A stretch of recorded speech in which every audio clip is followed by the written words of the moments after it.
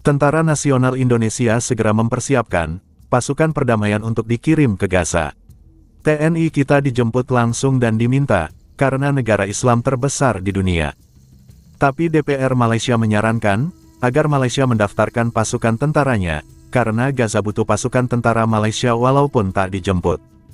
Dan hal ini pun disetujui oleh pihak Kementerian Pertahanan Malaysia, yang akan segera mendaftarkan 1 batalion tentaranya. Tentara Nasional Indonesia, di bawah kepemimpinan Jenderal Bintang 3, nantinya akan dibentuk 3 brigade komposit, yaitu Batalion Kesehatan, Zeni Konstruksi, dan Batalion Bantuan. Kemudian juga ada unsur udara, kita menyiapkan helikopter, kemudian pesawat C-130 Hercules, dan kita siapkan 2 kapal rumah sakit, dari Angkatan Laut. Mari kita simak video lengkapnya. For health and construction-related tasks in a planned peacekeeping mission in Gaza. The country, which is the world's most populous Muslim nation, is part of discussions with the United States, alongside Azerbaijan, Egypt and Qatar, for a multinational stabilization force. A draft proposal from Washington outlines plans for the force to demilitarize Gaza, secure its borders, protect civilians and support humanitarian aid.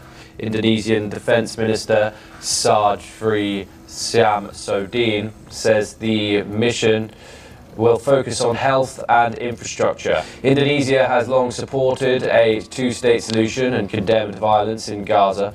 Any deployment would require a UN Security Council mandate, with Indonesia prepared to contribute up to 20,000 troops. Tentara Nasional Indonesia menyiapkan kontingen di bawah mandat PBB untuk misi kemanusiaan di Gaza, Palestina. Panglima TNI Jenderal TNI Agus Subianto menyatakan pasukan dipimpin Jenderal Bintang 3, dilengkapi brigade komposit, batalion kesehatan hingga Hercules, dan kapal rumah sakit. Kerajaan mendaftarkan 1 batalion khas pasukan pengaman yang siap sedia digerakkan ke Gaza. Menteri Pertahanan Datuk Seri Muhammad Khalid Nordin berkata ia bagi membantu misi keamanan sebaik menerima mandat daripada Pertubuhan Bangsa-Bangsa Bersatu PBB. Menurutnya, Malaysia kini menunggu keputusan Majlis Keselamatan PBB berhubung penubuhan pasukan pengaman ke Gaza sebelum misi dapat dimulakan. Kita memang dah daftar 1 batalion.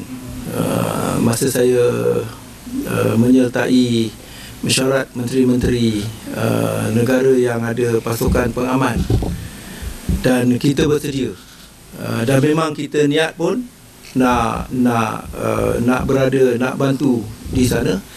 Datuk Seri Khalid ditemui pada Majlis Pelancaran Pelan Transformasi Perhebat 2026-2035 di Ibu Negara semalam.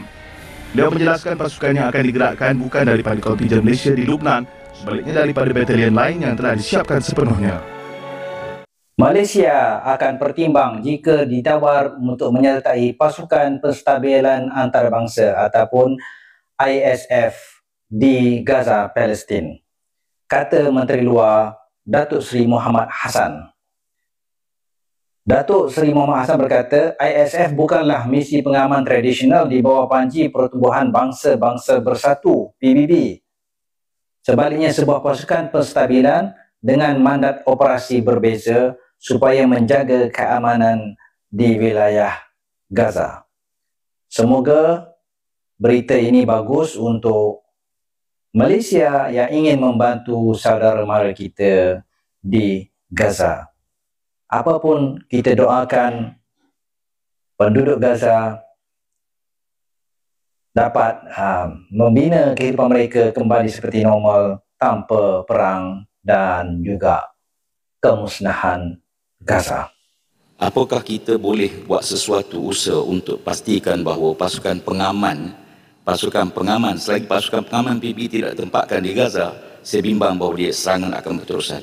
Yang pertama. Yang kedua ialah tentang proses pembangunan semula Gaza. Apa peranan Malaysia? Khususnya saya tengok banyak sekolah-sekolah yang musnah. Kalau boleh kita usahakan pembinaan sekolah, hospital sebagainya. Ini sumbangan negara kita kepada pembangunan semula Gaza. Terima kasih. Langkah baru kena ambil. Tentang cadangan pasukan penamai, itu akan dibincangkan oleh Liga Arab, OIC, dan sebaik Security Council, Majlis Keselamatan Bangsa Bersatu setuju, Malaysia bersedia kalau diminta, diperlukan. Selama ini kita tak pernah menolak ada saja pasukan berdamai, kita akan kirim. Dan saya setuju pasukan berdamai itu sekurang-kurang jaminan yang terbaik untuk menjamin keamanan untuk Gaza. Satu pertemuan melibatkan menteri-menteri berlangsung di Istanbul.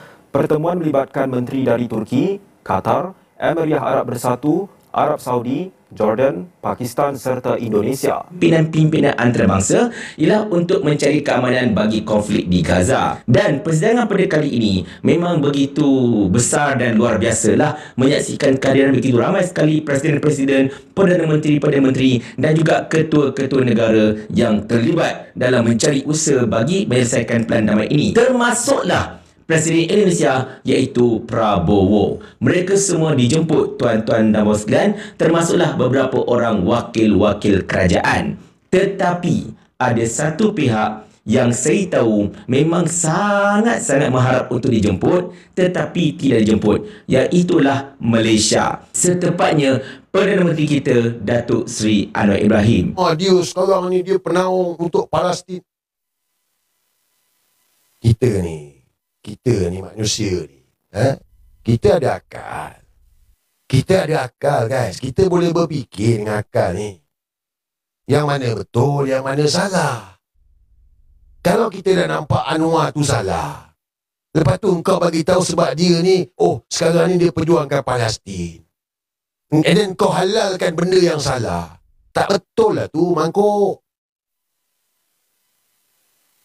Tak pernah berlaku lagi. Engkau tak boleh kompromi. Isu kewarganegaraan hancur. Ni, minum arak ni, program kerajaan ni. Negara Islam lah ni. Tapi orang nak minum arak, minum lah. Kita tak kacau. Ada kacau ke? Tapi ni program kerajaan. Kenapa engkau mencabar? Tapi apa Anwar buat? Tak berani. Takut. Sebab apa takut? Takut hilang sokongan. Itu je. So, nak harap Anwar Ibrahim? Kau nak harap dekat dia ke? Bertaubatlah guys. Taubat. Masih tak nampak lagi Anwar Ibrahim. Anwar Ibrahim ni, dia sekarang ni. Nak menghalalkan kedatangan Trump. Engkau tak nampak? Engkau ramai ni. Ramai. Tapi bila Anwar cerita pasal Trump, engkau tak nampak. Engkau rasa tak ada apa-apa.